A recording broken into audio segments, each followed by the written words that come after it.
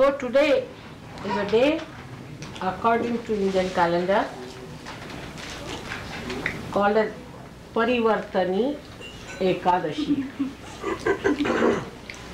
Now today is the 11th day of the moon. 11th day is Ekadashi. Also in Sahaja Yoga you know about Ekadaša Rudra, which is here, which will ultimately destroy all those things which are not required anymore. That is Ekadashi here. That's the 11th. But today is a special day where we are going to use the power of Ekadasha to do the parivartan, means the transformation. It is not for destruction but for transformation. It's such a day to be here in New York where we use the destructive powers for the transformation of human beings. So it's a very great day today that we are going to transform people by the manifestation of the Ekadasha. And they are 11 placed over your forehead here, and you know how they work out. So these 10 come out of the destructive powers of the void.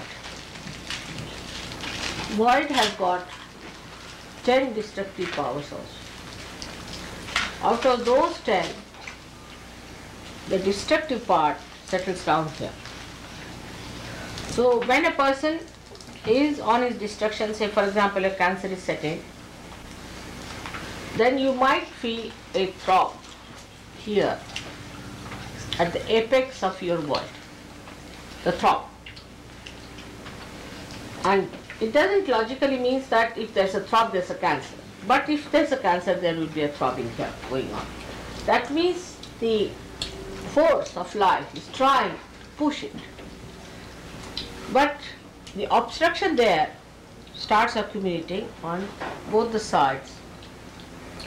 And in the center is the center of Vishuddhi, of the Virat, where Sri Krishna has become the Virat, the great primordial. So this is the 11th part of destruction. He has a power called Samhara Shakti by which he kills people. So before killing them and finishing them off, in the compassion of your mother, we have to first try to transform them. If they cannot be transformed, then it's all right. Then Ekadasha takes over. So these 11 very great destructive powers will be used by the Kalaki, the one who is going to manifest on a white horse. Before that, today is a very great day, that these powers we are going to use for transformation. Now how can destructive powers be used for transformation? First of all, when people know that there are destructive powers manifesting, they start fearing. They get afraid that we will be destroyed, so we must take to God. That's one of the ways. Secondly, if a person comes to know about any destructive disease like cancer, he wants to find out a method. And there is no method available on a human level. So then he thinks of God and wants to come nearer. The fear brings him closer to God. He depends on God more than on his rationality, than on his ego or something. And he wants to depend on God's powers to cure him or to save him from this destruction. Because he is now on the brink of destruction. As soon as cancer is set in, he knows that there's no end to it and he has to be destroyed. So this is another way people take to transformation, to change their attitudes, to change their value systems. I have known of many husbands or wives who got cancer and their counterparts became very mild, gentle, kindly, romantic. They tried to give all the love, all the protection, all the good things to a person who is going to die now of Ekadashi. So a kind of a transforming temperament starts coming in a man, that he sees that the person with whom he has lived all his life is now going to be no more. So a kind of beautiful feelings towards the person of giving whatever you have beautiful within you starts, and that's how people develop another kind of personality which was never apparent before. So all the harshness and the aggressiveness drops out and all the sweetness starts pouring in.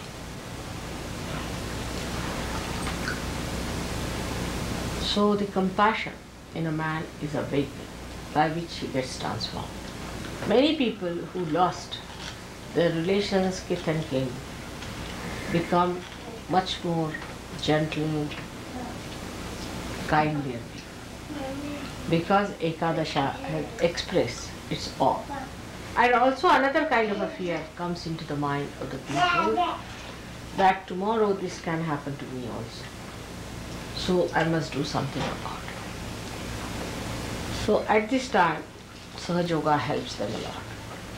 They come to Sahaja Yoga because such an emergency is created within themselves.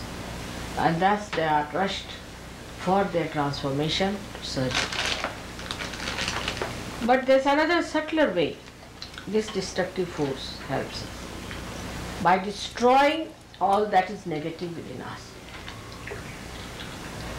Because unless and until that negative is destroyed within us, we cannot become people who can enter into the kingdom of God.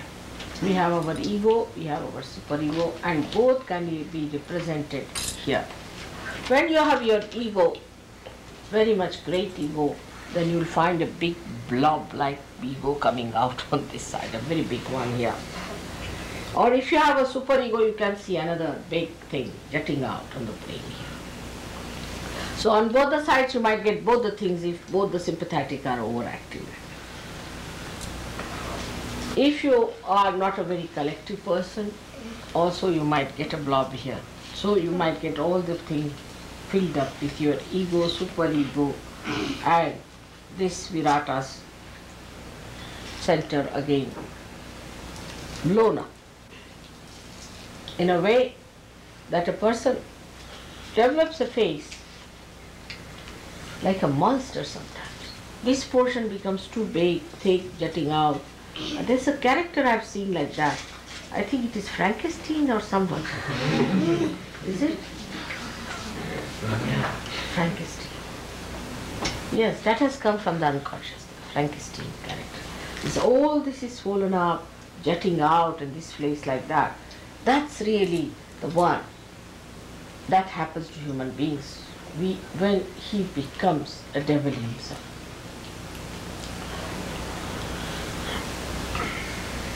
So this is how the Ekadasha works within us to destroy our negativity within us. In India, so many people fast on this for atonement. On the 11th day is very common. You must do Ekadashi. All the Hindus and all these people do Ekadashi. That is, the 11th day they don't eat anything at all. But you shouldn't do it after the advent of your mother, because I am the Ekadasha myself. So why should you do it now when I have come? It was done when I was not here just to call me. So now I am back here. You need not do this anymore, the penance of Ekadashi. But you have to be careful. Now Ekadasha comes, as I told you, from the void. So firstly it comes when you accept someone as your guru. Say, who are false, who are anti-God, anti-Christ. So you develop a kind of a thickness on this side when it is the person whom you are worshipping as a guru or respecting as a guru, who is a guru to you, who is not really. So you develop a superego which shows on this side, this part. Now the other side of it shows when a person says, I am my own guru, I'm practicing my own meditation, I have nothing to do with anybody's guidance, I'm quite all right as I am. Such a person develops the other half. So you have this half developed because of that, and this half developed because of the superego that you get to these false and fake gurus. Now what happens sometimes, that when you get involved into this kind of superego behavior, at that time it so happens that you might take over from them and start using it for your ego. That's the worst time for you. At that time, what you do is to act like the devils yourself. And once you start doing that, your Ekadasha is completely finished. And then I don't think it's easy to get rid of it. It's very difficult. But if it is one-sided, it's much easier to do. So today is the day which is called as the Ekadasha, which is going to bring the transformation. When you are transformed, so many things are automatically destroyed within you. As you can see very clearly, that all your misidentifications drop off. The misidentification that I am an American, that I am a Christian, or I am a Jew, I am this, I am that, all these false misidentifications drop. And you become a naked human being first of all. You are a human being, and then a superhuman being without the ego. Without the ego. So your ego is destroyed, your superego is destroyed, your conditionings are destroyed, and all your false ideas about knowledge are destroyed. So what remains and emerges out is the reality. Now see, when a flower becomes the fruit, everything practically drops out of the flower, we can say. Like the calyx is dropped out, then the petals are dropped out, and then the apicalyx is there, that is also dropped out. But what remains is the seed. Don't put them there. Actually, if you see, around the seed all these things develop and the fruit remains, the rest of it drops. In some fruits, some part is used, in some fruits, nothing is used, a very little growth comes out as fruit and becomes the fruit while the flowers are finished. So in us also, whatever becomes spirit remains, the rest drops. And that is what it is when we call it the Ekadasha, which brings forth the transformation. And one has to understand, we have to drop out many things. Some people I've seen, they say, what's wrong? I'm smoking, still my vibrations are wrong. Some say, what's wrong? I'm drinking, still my vibrations are wrong. I'm going to this guru, still my vibrations are there. I'm having the same type of licentious life, still my vibrations are there. Now it goes a very long way. Vibrations are still there. But suddenly they stop and you find you are out of it bounds. You are thrown out completely. But you do not feel how you are thrown out. Gradually you find with a tangent you go out. And so one has to be careful about that. So within us lies a force which is centrifugal and a force that is centripetal. So Ekadasha's force is centrifugal by which we are thrown out. Sahaja Yoga doesn't fall onto anybody's feet, doesn't request anyone, it doesn't flatter anyone. If you want to be there, you have to be positively there. And if you don't want to be there, it throws you much faster than what you want. That's the trouble with Sahaja Yoga is. And this is the loophole of the Sahaja Yoga, which I must tell you as a mother, that it's very anxious to throw you up. I'll tell you, when Christine, just now she told me also, got engaged to Michael, half of them were thrown out because they had a conception that you must have a romance before marriage. Without a romance, if you have a marriage, then there should be no marriage. I don't know on what conception it is based. But if you have the romance before the marriage, what's the fun of having the marriage? I mean, it's like if you have to give somebody a present, you hide it, you say keep it to that date, and then give the surprise to the children. In the same way, if you have the romance already done, what's the marriage? What's the celebration for? It's absolutely illogical. There is no romance in such cases. Actually, you have seen that after the romance, the marriage and the divorce. It's always like that. Because you become stale and you find the romance you had before marriage was something, a fantasy that has dropped out. And now, after marriage, there is nothing left to enjoy. So you are fed up, and next month you are in the divorce house. But the marriages that take place without the romance, kept all reserved for a particular day, just for that day when you are going to have the real romance and real feeling of oneness. Everything. In India it's a very big thing, you see, the first night of the marriage. And that's why our marriages last. You know, I would say I'm an old woman of 60 years, my husband 63 years, and you can see how romantic he is still. You see, the romance never finishes. Because it starts on an auspicious day, with the sanction of the collectivity, everybody taking interest in that romance. It is such a big thing to be married, all the people enjoying the marriage and enjoy. Would you like some fruit butter? Would you like some fruit butter? No, thank you. That's it. So now, this kind of thing when happens to the people who are Western people, think romance is very important. But I don't think one can learn anything from the marriage system of the Western people, because all their marriage system is absolutely in a dwindle down. There's nothing to be learned from them as far as that is. We can learn many other things. For example, we can learn how to operate a camera. But to operate a marriage is better you learn from Indians. They have a very solid system of marriage. First of all, the way they are trained from childhood, how to make a marriage successful.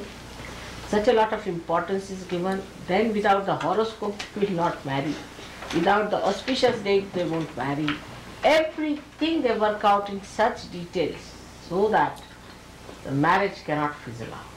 Moreover, it is worked in such a collective way. For example, supposing my husband wants to trouble me, say for example, so the sister of my husband will take him to task. Everybody can interfere if they try to do anything but against the marriage. Everyone in the family will be after the person who tries to break the marriage. And so everyone knows that I'll be left high and dry, you see, if I have a divorce. Nobody has place in the society. But in England when we went first, we were shocked. They had no shame about this. They said, I'm already divorced thrice. This is the fourth woman I'm living with. So shocking for us, oh God. To us a divorce means worse than leprosy. Why are you divorced? What's the problem? How can you be divorced? Such an auspicious thing is the marriage. Such a blessing it is. It is God blessed. How can you do it? It's such a big fall. And that's how it works out. And in no way we are less than you people as married, because we can produce much more children than you can produce. And children only want to be born in India, not anywhere else. Will be surprised. That's the problem we are facing. Our population problem comes from the point that the marriages are so successful, the people are so peaceful, that children hate to be married in nightmares of New York. Naturally, because you don't know where will be the mother tomorrow and where will be the father. Now we are blamed for a high rate of fertility, but what to do? Children don't listen. They don't want to go to all such places where there's no stability for them to exist. Especially the realized children, if they are of a very high quality, they have to be like daredevils to get into this thing. So they may try. Or maybe the real devils to take advantage of it.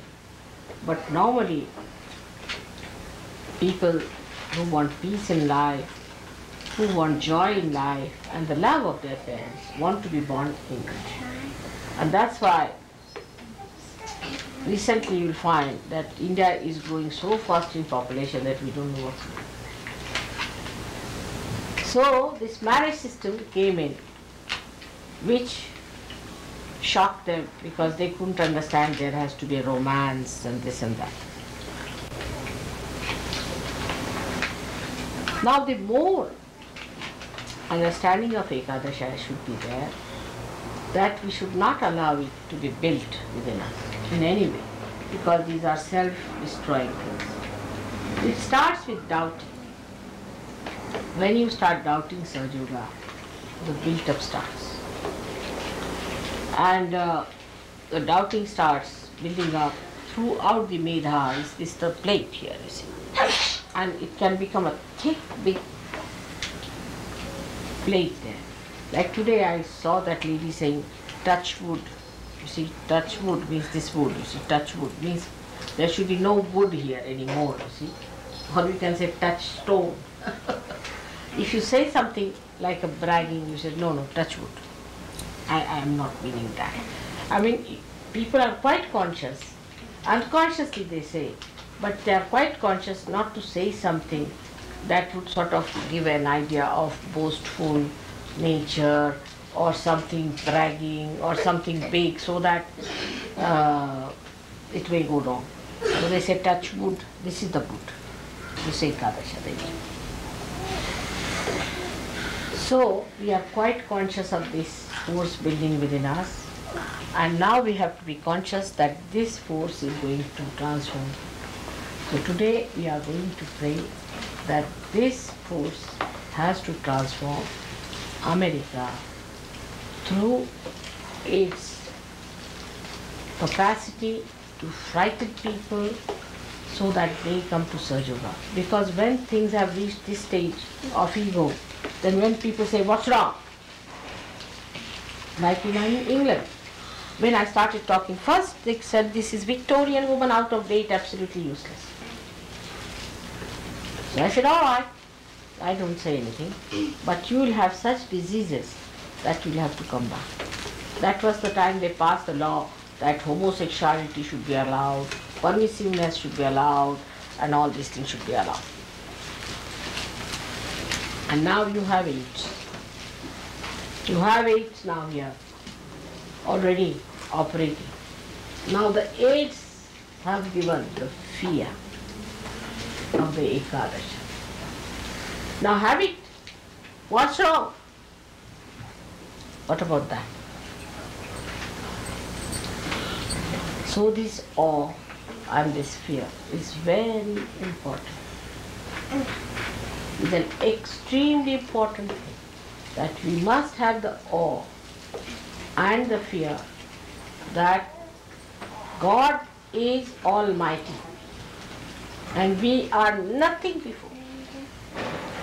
Here we have to remember that we are part and parcel of that God, and that we have to awaken ourselves to the consciousness that He is the whole and we have become one with the whole. That's how we are going to overcome our Ekadasha. So today I bless you all with the power of Ekadasha, which is going to transform. May God bless you all in your work which you are trying to do for the good of Americans. It is your responsibility to save America.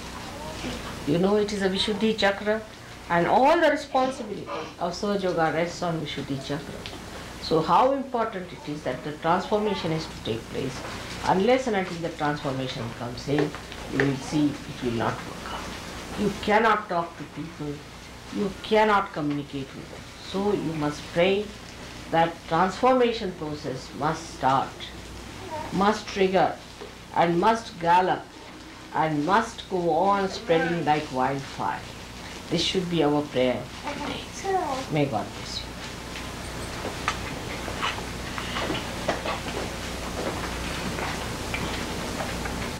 May God bless you.